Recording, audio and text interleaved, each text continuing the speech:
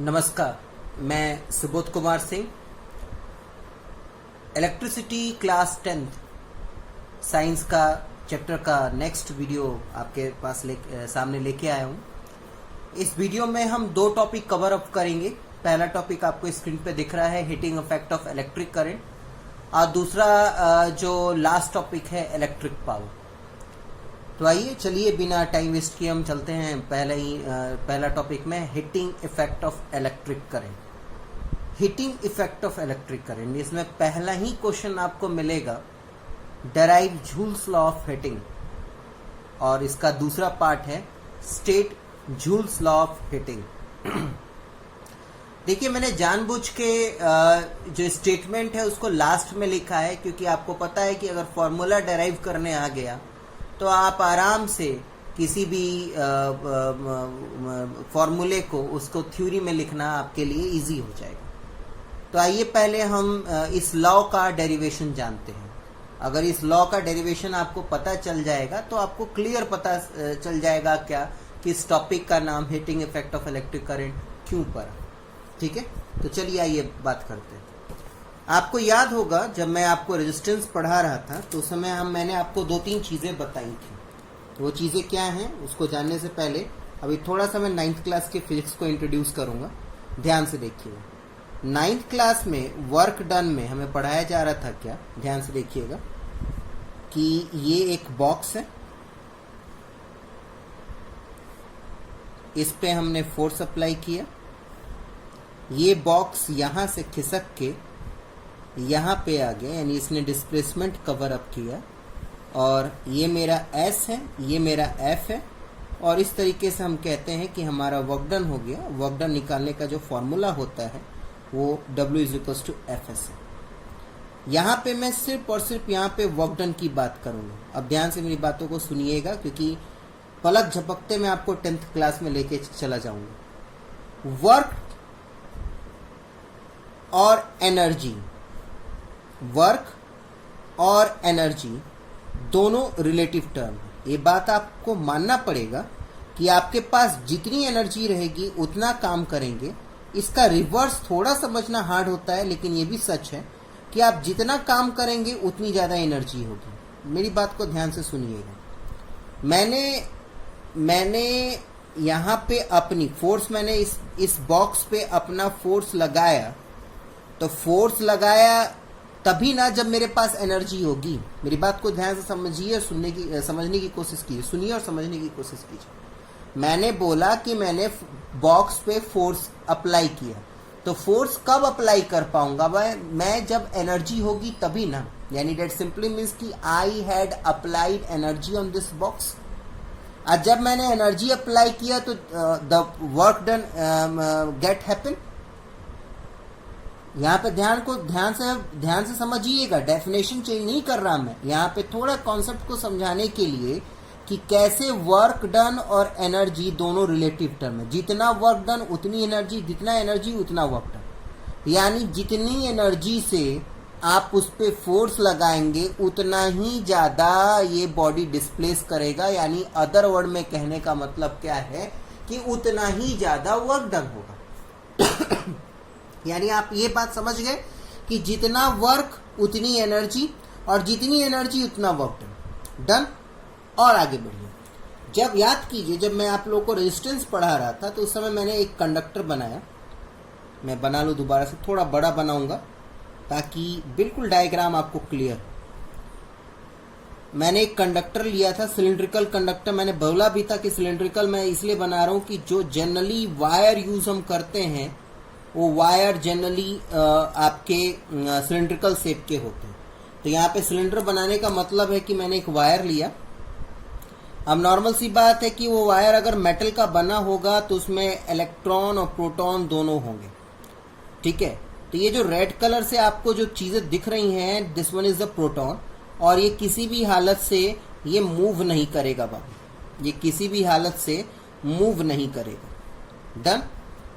मैंने अभी randomly electron नहीं बनाया, नहीं तो मुझे दोबारा फिगर बनाना पड़ेगा। अब मैंने क्या किया, मैंने इस वायर को या इस कंडक्टर को एक बैटरी या सेल से जोड़ दिया। मैंने 2 लाइनें बना दी, डेट मीन्स की बैटरी है, और की को ऑन कर दिया, ध्यान रखिएगा ये बैटरी का जो पोटेंशियल डिफरेंस है वो V है, ठीक है। यानी इस कंडक्टर के अक्रॉस जो पोटेंशियल डिफरेंस क्रिएट हुआ है वो V है। अब इस पोटेंशियल डिफरेंस के कारण क्या होगा, जो आपके इलेक्ट्रॉन थे वो एक फिक्स डायरेक्शन में मूव करना स्टार्ट कर देंगे। ऐसे अभी मैं नहीं बना रहा, ये सारे के सारे इलेक्ट्रॉन जितने प्रेजेंट होंगे वो एक फिक्स्ड स्ट्रेट लाइन में मूव करना स्टार्ट कर देंगे, और उनका जो डायरेक्शन होगा वो negative terminal of the cell से positive terminal of the cell की तरफ होगा। बात ये उसकी बात को वो बात नहीं है, क्योंकि ये बात ऑलरेडी आप रेजिस्टेंस में पढ़ चुके हैं। यहां पे मैं क्या समझाना चाह रहा हूं कि आपको ये बात पता है कि जैसे ही इलेक्ट्रॉन आगे बढ़ेगा तो यहां पे आगे बढ़ने के बाद ये प्रोटॉन और इलेक्ट्रॉन एक दूसरे में टकराएंगे और यहां पे कोलिजन टेक प्लेस होगा। डन। लेकिन चूंकि ये पोटेंशियल डिफरेंस यहां पे कंटिन्यूसली काम कर रहा है, ये दोबारा इलेक्ट्रॉन आगे बढ़ेगा और दोबारा यहां पे कोलाइड करेगा, अगेन गेट कोलाइड। एक बार आगे फिर से बढ़ा ये इलेक्ट्रॉन, एक बार दोबारा ये इस प्रोटॉन से कोलाइड करेगा, और इस कंटिन्यूअस कोलिजन के कारण क्या होगा, ध्यान से देखिएगा, electron will lose its energy. Obviously आप ध्यान से मेरी बात को सुनिए, मेरी बात को बिल्कुल ध्यान से सुनिएगा। जब हम कंटिन्यूसली टकराते रहेंगे किसी भी चीज से ना, कंटिन्यूसली ऊबर खाबर रोड पे अगर आप साइकिल या गाड़ी चलाएंगे ना तो उसका स्पीड ऑटोमेटिकली कम होता है। क्यों? क्योंकि बार बार पहिया वो अप एंड डाउन रोड से या पत्थरों से टकराता है, और उस टकराने के कारण, कोलिजन होने के कारण उसका स्पीड डाउन होता है। अब स्पीड डाउन होने का मतलब ही है, वो नॉर्मली हम बोल देते हैं, वहां पे इसका एक्चुअल मीनिंग हुआ कि उस कार का एनर्जी लॉस हो रहा है, ठीक है। अब आप लोगों ने 9th क्लास में पढ़ा है law of conservation of energy. Energy can neither be created nor be destroyed. Energy can neither be created nor be destroyed. तो अब क्या होगा, ये जो इलेक्ट्रॉन का एनर्जी लॉस हुआ वो धीरे धीरे दूसरे एनर्जी के टर्म में कन्वर्ट हो जाएगा, और वो जो दूसरा एनर्जी का फॉर्म होगा वो फॉर्म होगा हीट एनर्जी। ध्यान से सुनते चलिएगा, मैंने एक बार फिर से मैं दोहरा रहा हूं, मेरी बात को ध्यान से सुनेंगे। यहां से इलेक्ट्रॉन चला, कोलाइड हुआ। अब कोलाइड होने के बाद ये रुक जाना चाहिए, लेकिन ये रुकेगा नहीं। क्यों? क्योंकि ये पोटेंशियल डिफरेंस उसको रुकने नहीं देगा। ये क्या करेगा, इसको दोबारा से धक्का देगा, फिर ये आगे बढ़ा, यहां पे कोलाइड किया, फिर ये बैटरी का पोटेंशियल डिफरेंस इसको धक्का देगा, फिर ये आगे बढ़ेगा, फिर कोलाइड किया। तो ये इलेक्ट्रॉन प्रोटॉन के कोलिजन के कारण इलेक्ट्रॉन धीरे धीरे अपनी एनर्जी लॉस करेगा। हालांकि ये बात ठीक है, बार ये जो पोटेंशियल डिफरेंस है ये कंटिन्यूसली काम कर रहा है इन इलेक्ट्रॉन पे, ताकि वो आगे बढ़ता रहे। आप लोगों ने पोटेंशियल डिफरेंस में पढ़ा है, potential difference is work done per unit charge. नहीं याद है तो नोट्स को पलट के देखिए। Potential difference is work done per unit charge. ये जो पोटेंशियल डिफरेंस है ये कंटिन्यूसली काम करता रहेगा, इलेक्ट्रॉन को रुकने नहीं देगा। कोलिजन के बाद भी इलेक्ट्रॉन आगे बढ़ता रहेगा, लेकिन due to collision the electron loses their energy. और क्योंकि हम लोगों ने पढ़ा है energy can neither be created nor be destroy, तो these loss of energy get converted into in the form of heat energy. तो होता क्या है कि धीरे धीरे क्या होगा, ये पूरा का पूरा कंडक्टर थोड़ी देर बाद आपका गर्म हो जाएगा। इसलिए आप देखिएगा कि कंटिन्यूसली ये चीज आप जनरली गर्मी के दिनों में आराम से एक्सपीरियंस कर पाएंगे, ठीक है। आप देख पाएंगे क्या कि आपका टीवी चलाइए, थोड़ी देर बाद टीवी की तरफ टच नहीं करना है, हाथ ही रखिए, आप महसूस कर लेंगे कि आपका टीवी हल्का हल्का गर्म हो रखा है। फ्रिज के पीछे थोड़ा हाथ रख के देखिए, चाहे एसी अंदर नहीं बैठना है, बाहर जाके निकल के देखिए, एसी के जस्ट पीछे खड़े हो जाइए, आपको फील होगा कि आपका एसी गरम गरम हवाएं फेंक रही हैं। तो ये क्यों हो रहा है? That due to the collision of electron, what happened, the electron start losing its energy and that energy get converted into heat energy, और वो heat energy हम महसूस कर रहे हैं। तो यही heating effect of electric current. अब इसी प्रॉपर्टी, ये जो आपको कोलिजन हो रहा है, इसी प्रॉपर्टी को, अब मैंने क्या आपको बोला था कि हर चीज में उसके ड्रॉबैक और उसका एडवांटेज दोनों होता है। तो यहाँ पे कोलिजन के कारण इलेक्ट्रॉन लूज कर रहा है, ऑटोमेटिकली है कि यहाँ पे लॉस हमारा है, लेकिन ये लॉस होने के कारण, इसकी एनर्जी लॉस होने के कारण वो हीट एनर्जी भी साथ साथ में प्रोड्यूस हो रहा है। इसीलिए ये प्रिंसिपल किसी किसी इलेक्ट्रिक एप्लियंसेस में हम यूज करते हैं और इसकी बेस पे ही वो इलेक्ट्रिक एप्लियंसेस काम करता है। जैसे कि एक छोटा सा, अभी रुक जाइए, मैं डेरिवेशन नहीं स्टार्ट कर रहा, ये कॉन्सेप्ट क्लियर हो जाएगा तो डेरिवेशन ऑटोमेटिकली समझ में आ जाएगा।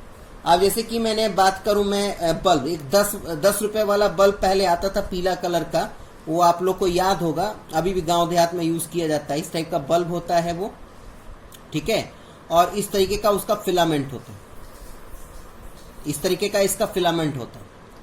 ये फिलामेंट जो होता है वो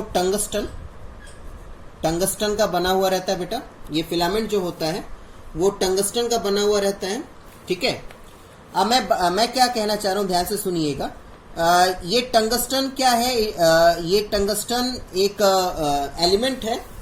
ये टंगस्टन एक एलिमेंट है जिसका जो सिंबल है वो है W, और जिसका एटॉमिक नंबर है वो 74 है।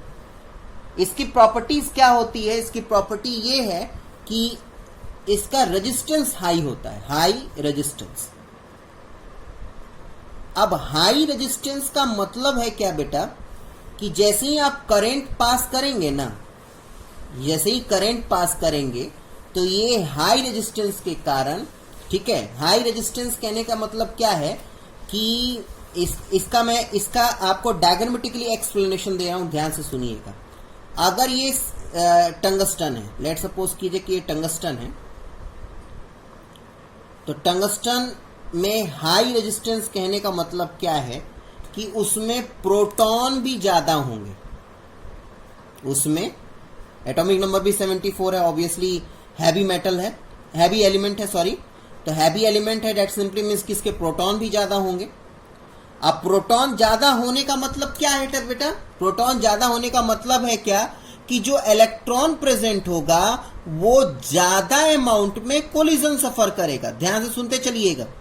अब ज्यादा कोलिजन का मतलब, ज्यादा कोलिजन का मतलब, ज्यादा कोलिजन का मतलब ज्यादा एनर्जी लॉस, ज्यादा एनर्जी लॉस, और ज्यादा एनर्जी लॉस का मतलब ज्यादा हीट एनर्जी, ठीक है।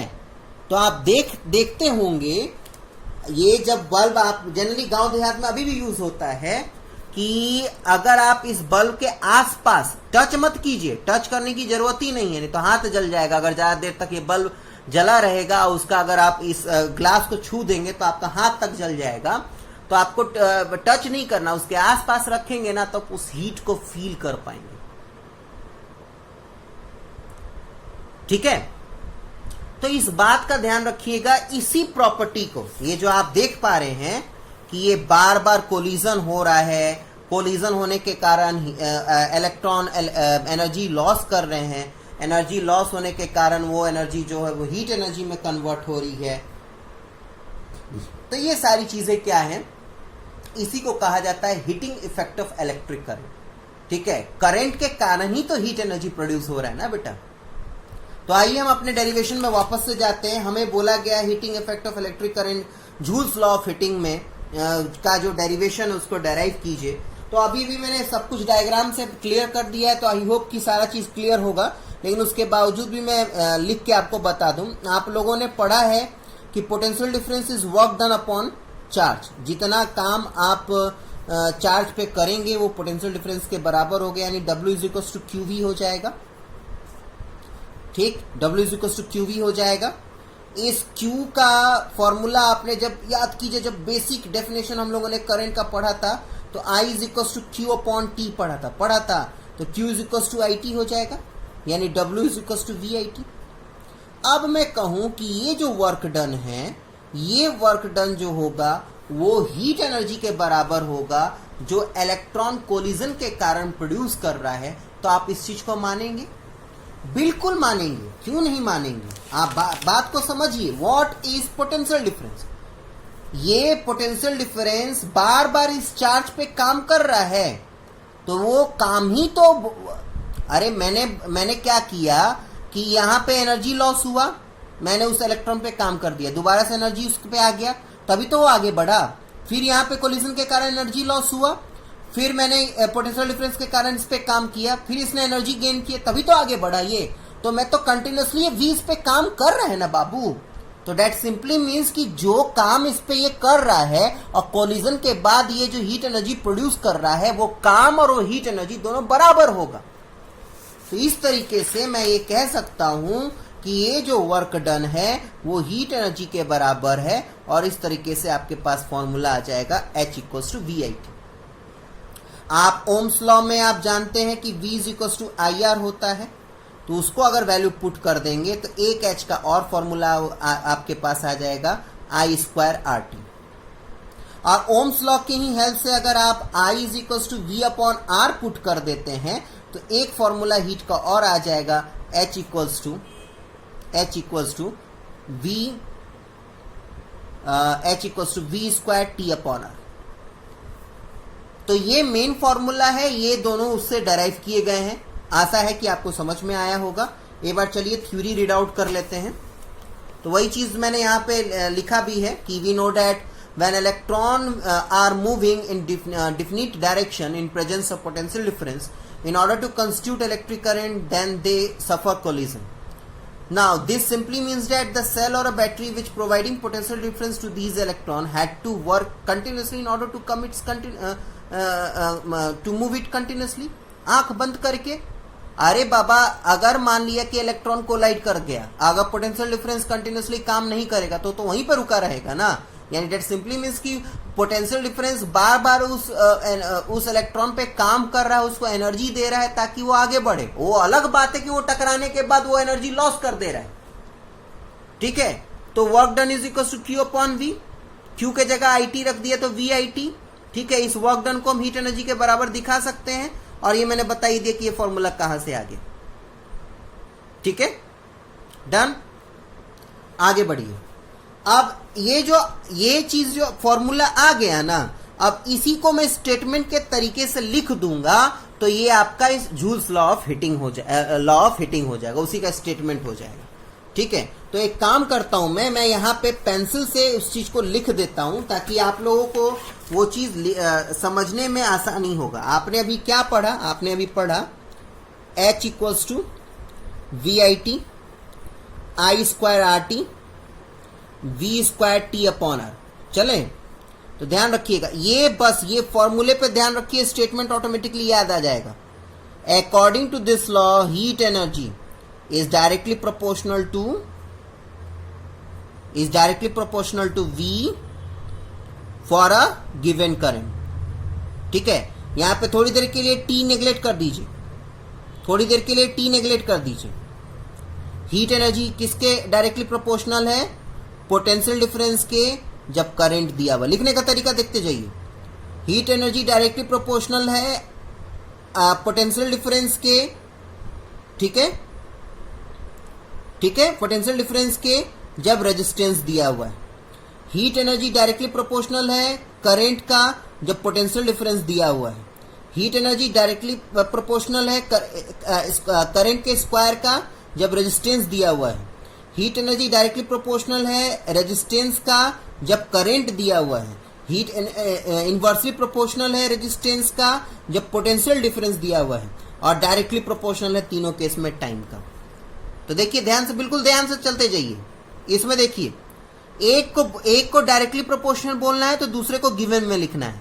अगर एक को डायरेक्टली प्रोपोर्शनल V को डायरेक्टली प्रोपोर्शनल दिखाया तो गिवन में I को दिखाना है। वी आई को डायरेक्टली प्रोपोर्शनल दिखाया तो वी को गिवन में दिखाना है। एक बार दोबारा से रिपीट कीजिए। पोटेंशियल डिफरेंस के डायरेक्टली प्रोपोर्शनल है तो करंट को गिवन में दिखा दिया, directly proportional to potential difference for a given current. यहां पे स्क्वायर ऑफ पोटेंशियल डिफरेंस दिखाना है तो आर को गिवन में दिखा दिया, directly proportional to square of potential difference for a given resistance. ठीक, दोबारा करंट को अगर डायरेक्टली प्रोपोर्शनल दिखाना है तो वी को गिवन में दिखा देना है, तो directly proportional to the current for a given potential difference. Square of current को डायरेक्टली प्रोपोर्शनल दिखाना है तो रेजिस्टेंस को गिवन में दिखा देना है। डन, आगे बढ़िए। फिर रेजिस्टेंस को अगर आपको डायरेक्टली प्रोपोर्शनल दिखाना है, इनवर्सली प्रोपोर्शनल दिखाया तो वी गिवन में लिखना पड़ेगा, डायरेक्टली प्रोपोर्शनल दिखाया तो आई गिवन में लिखना पड़ेगा। देख लीजिए दोनों स्टेटमेंट में, और टाइम तो तीनों स्टेटमेंट में डायरेक्टली प्रोपोर्शनल है। तो बस अगर ये फॉर्मूला याद रहेगा तो इतना लंबा स्टेटमेंट याद करना बहुत बड़ी बात नहीं है। आराम से जिस ट्रिक में मैंने बताया ना उस ट्रिक से आप याद कर लीजिएगा, कुछ नहीं करना है। एक को डायरेक्टली गिवन, इसको डायरेक्टली तो वी को गिवन, इसके स्क्वायर का डायरेक्टली तो आर गिवन कर दीजिए, आर को डायरेक्टली दिखाएंगे तो आई को गिवन कर दीजिए, आर को इनवर्सली दिखाएंगे तो वी को गिवन कर दीजिए, वी स्क्वायर का डायरेक्टली प्रोपोर्शनल दिखाएंगे तो आर को भी गिवन कर दीजिए। यही काम करना है बस, ठीक है। आगे बढ़ते हैं। Next, explain some useful application of heating effect of electric current. Already मैंने डिस्कस कर लिया है, इसलिए मैंने पहले ही हिंदी वर्जन में सब कुछ समझा दिया ताकि आगे चल के आपको दिक्कत ना हो। इलेक्ट्रिक बल्ब एक फिलामेंट इसके अंदर होता है, टंगस्टन का बना हुआ रहता है। उस एलिमेंट का जो सिंबल है वो W है, एटॉमिक नंबर 74 होगा उसका, ठीक है। Most of the power consume by this is dissipated in the form of heat and some part is converted into light because it has high resistivity and high melting point. Obviously बेटा जो जिसका high resistance होता है ना उसका melting point भी ज्यादा होगा, क्योंकि ज्यादा हीट एनर्जी प्रोड्यूस कर रहा है। दैट सिंपली मीन्स कि उसकी मेल्टिंग पॉइंट हाई होगी, तभी तो जाके वो स्टे कर पाएगा। अगर हीट एनर्जी ज्यादा प्रोड्यूस हुआ, मेल्टिंग पॉइंट कम रहेगा तो गल जाएगा ना, टूट जाएगा वो। इन ऑर्डर टू, हाँ ये भी ध्यान में रखिएगा कि जो ग्लास है उसमें नॉर्मल गैस नहीं भरा रहता, उसमें कोई ना कोई इनएक्टिव गैस, जिसको इनर्ट गैस भी कहते हैं, जनरली आर्गन भरा हुआ रहता है, नॉर्मल गैस नहीं भरा रहेगा, ठीक है बेटा। इलेक्ट्रिक फ्यूज, इलेक्ट्रिक फ्यूज जो यहाँ पे बात हो रही है वो उस जमाने का इलेक्ट्रिक फ्यूज है जो कि हम लोग जब पुराना घर बनता था ना तो उसमें इस तरीके का फ्यूज हुआ करता था। मैं आपको बताता हूं कैसा। देखिए पुराने जमाने में आप लोगों ने ऐसा, जो ये बेटा जो बहुत पुराना जमाने का घर जब बनता था ना वहां पे ऐसी फ्यूज हुआ करते थे। देखिए यहाँ पे लिमिट भी लिखा हुआ है, ये जो फ्यूज है दिख रहा है आपको, 63 एम्पियर और 415 वोल्ट पे ही स्टे कर पाएगा, ठीक है। ऐसा याद आ रहा है एकदम फ्यूज। इसको ऐसे, ये वाला जो है उसको ऐसे निकालने पे ये ऐसे निकल जाता है, रुकिए देखिए, ऐसे निकालने पे ऐसे सेपरेट हो जाएगा। तो यहाँ पे बाबू इसी फ्यूज की बात की जा रही है। सुनिए मेरी बात, ये पुराने जमाने में जो घर बनता था वहां पे ये दिखेगा इस तरीके का फ्यूज, ऐसे रहता है, और इसको निकाल देंगे तो ये दोनों सेपरेट हो जाएगा। अभी ध्यान से फिगर देखिए कैसे ये काम करता है, मैं बताता हूँ, ठीक है। जो नॉर्मल बोर्ड आता है, एक्सटेंशन बोर्ड, जो हैवी बोर्ड होता है, उसमें ये छोटे छोटे फ्यूज लगे हुए रहते हैं। आज के डेट में जो मॉडर्नाइज्ड घर बन रहा है उसमें एमसीबी यूज हो रहा है फ्यूज के जगह, वहां पे आपको इस तरीके का फ्यूज नहीं मिलेगा। अभी जो मैं इलेक्ट्रिक फ्यूज की बात कर रहा हूं वो इसी के बारे में बात की जा रही है। ये जो 2 पॉइंट दिख रहा है आपको, ये दो पॉइंट जो दिख रहा है आपको, यहाँ पे एक पतला सा वायर कनेक्टेड होगा, इसमें नहीं कनेक्टेड है वो, यहाँ पे एक पतला सा वायर कनेक्टेड होगा, और वही सेम पतला वायर का कनेक्शन का क्या फायदा है मैं अब बताता हूँ। वो किस चीज का बना हुआ रहता है, कॉपी पे बताता हूँ मैं वो किस चीज का बना हुआ रहता है और उसका फायदा क्या होता है।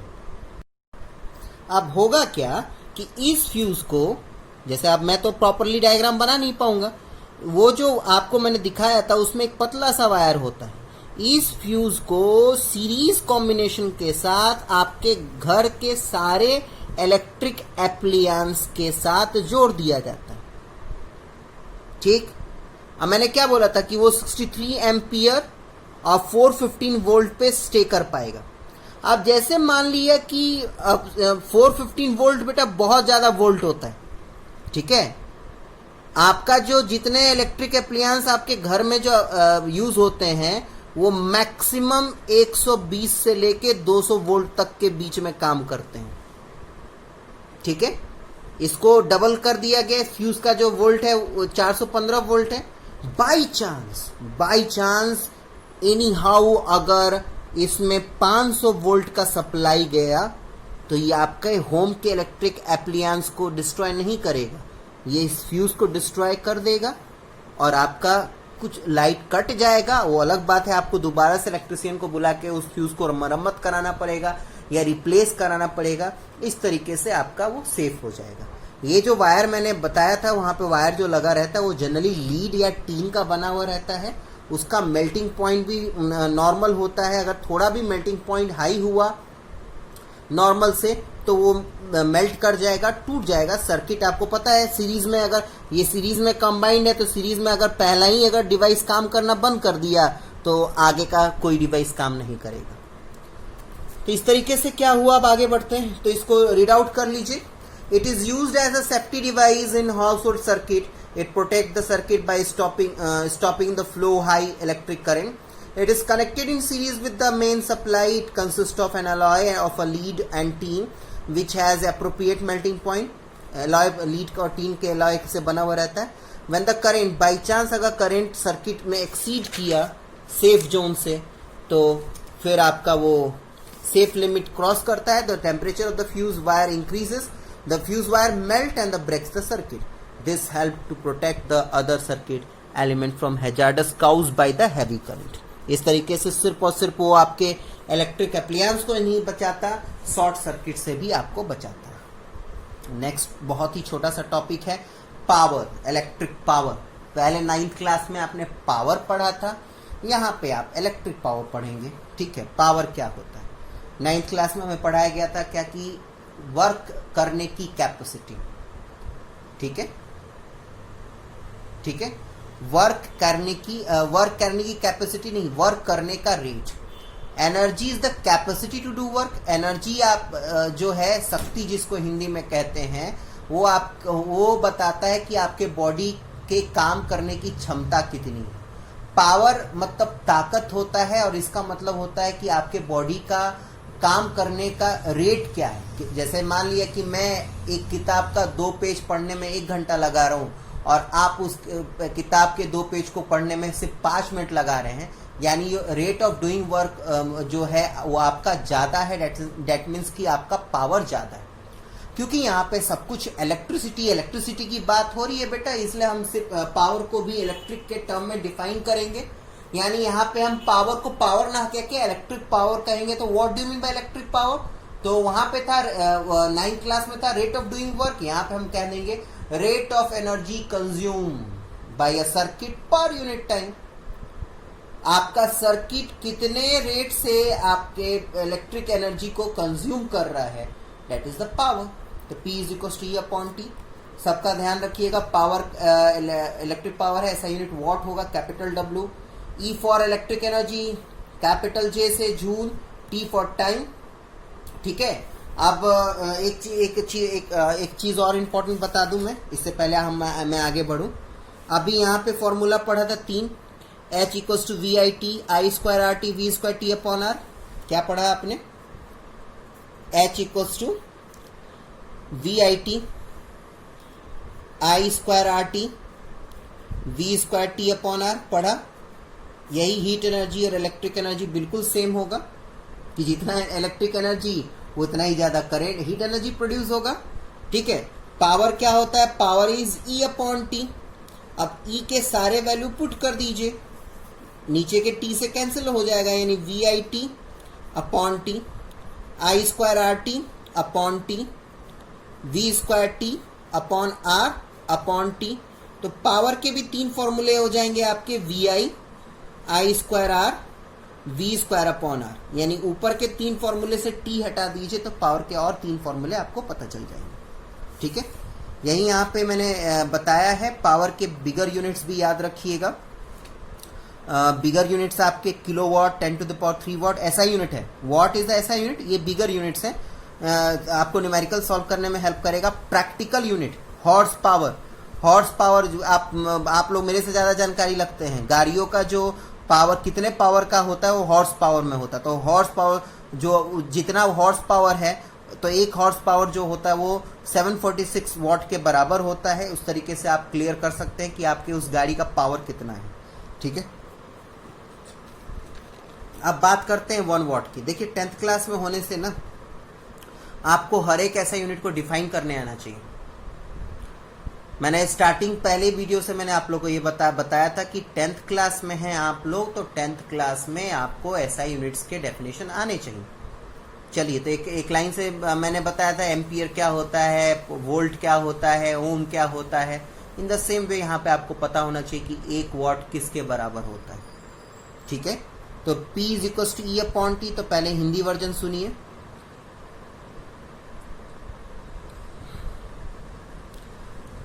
किसी भी इलेक्ट्रिक एप्लियंस का पावर 1 वाट के बराबर होगा। दिख रहा है आपको स्क्रीन पे, P is equal to E upon T, यानी 1W is equal to 1 joule per second. तो किसी इलेक्ट्रिक एप्लियंस का पावर 1 वाट होगा अगर वो 1 सेकेंड में 1 जूल इलेक्ट्रिक एनर्जी कंज्यूम करता है। इसी चीज को इंग्लिश में लिख दीजिए। An electric appliances is said to be having power 1 watt if it consume 1 joule electric energy in 1 second. ठीक है, ये बहुत बार बच्चे मेरे से पूछते हैं, इसलिए मैंने ये वीडियो में भी और नोट्स में भी इस चीज को डाला कि क्या इलेक्ट्रिक एप्लियंस इलेक्ट्रॉन को कंज्यूम करते हैं। नहीं बाबू, इस बात का ध्यान रखिएगा बेटा कि अगर इलेक्ट्रॉन कंज्यूम होने लगे ना, तो मैं बता रहा हूं आपको कि आप सामान खरीद के थक जाएंगे। आप टीवी खरीद के लाएंगे, टीवी को अगर 5 मिनट चलाने के बाद वो टीवी तुरंत खराब हो जाएगा, दोबारा से टीवी ले आइए। ऐसा नहीं होता।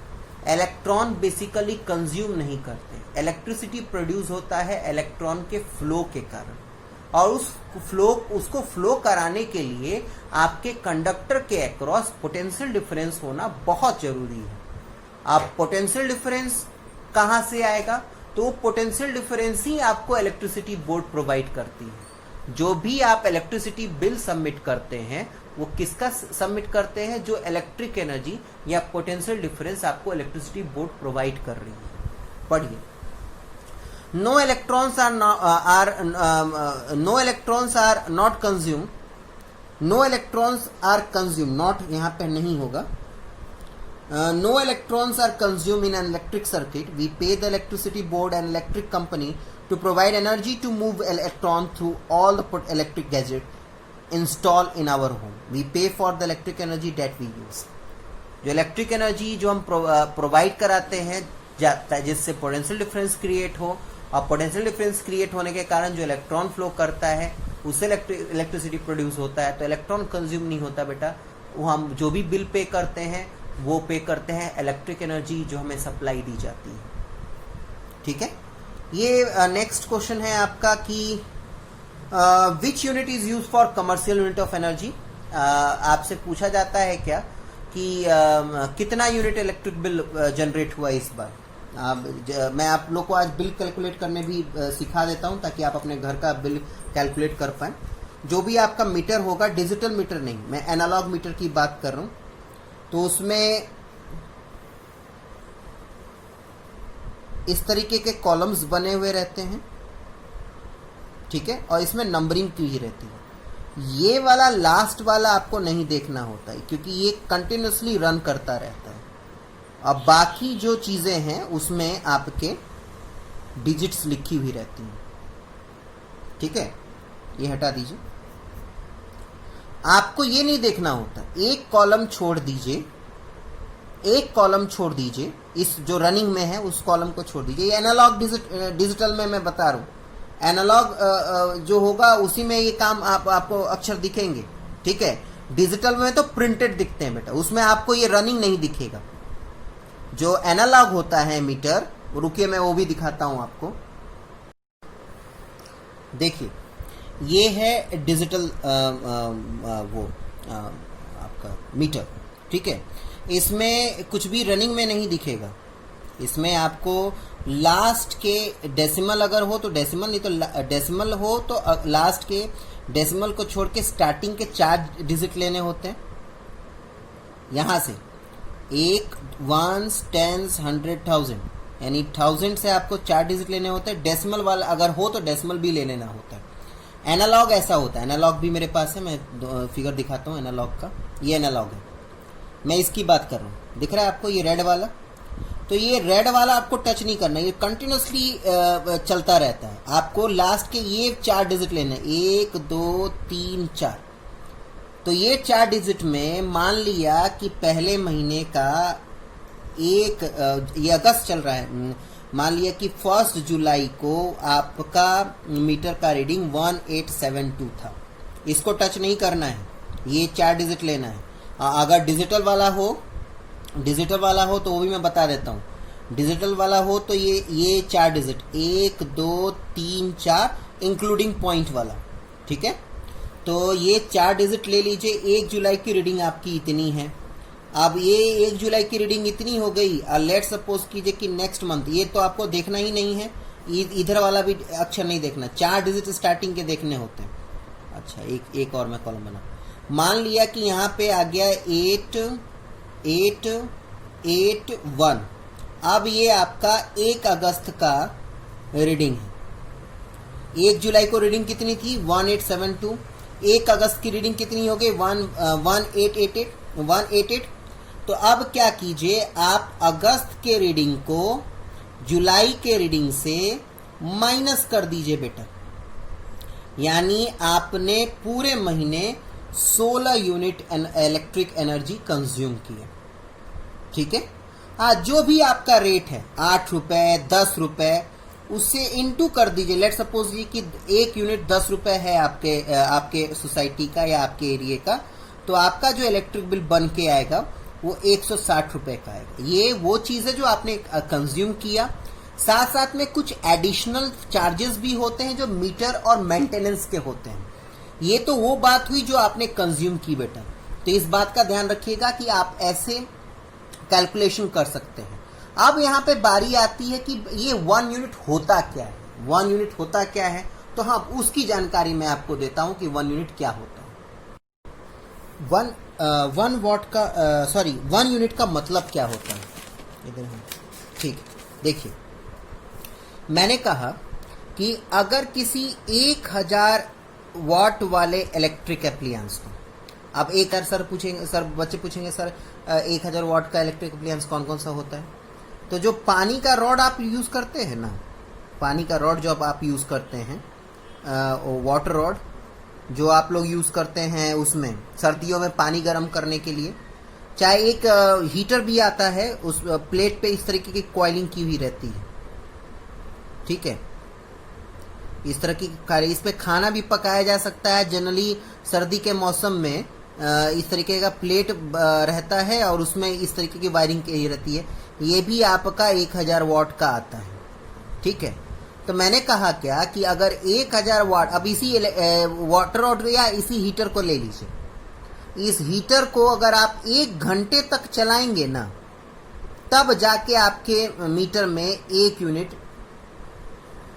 एनर्जी अप दिखाएगा। यानी अगर आपका मीटर रीडिंग 1881 है तो उसका जो रीडिंग 1 घंटे बाद रहेगा वो 1882 हो जाएगा, ठीक है। तो ये जरूरी नहीं है, कंबाइंडली भी इलेक्ट्रिक एप्लियंस आप चल सकते हैं। लेट सपोज कीजिए कि आपका एसी 800 वाट का है, आपका कूलर 200 वाट का है, आपका फ्रिज नहीं, इतना ही तो 1000 तो ही गया। आपका एसी 800 वाट का है, आपका कूलर 200 वाट का है, टुगेदरली कितने वाट के हो गए 1000 वाट के हो गए। आपने एसी और कूलर साथ साथ में चलाया 1 घंटे तक, तो आपका मीटर में जो रीडिंग 1881 था वो 1 घंटे बाद 1882 हो जाएगा।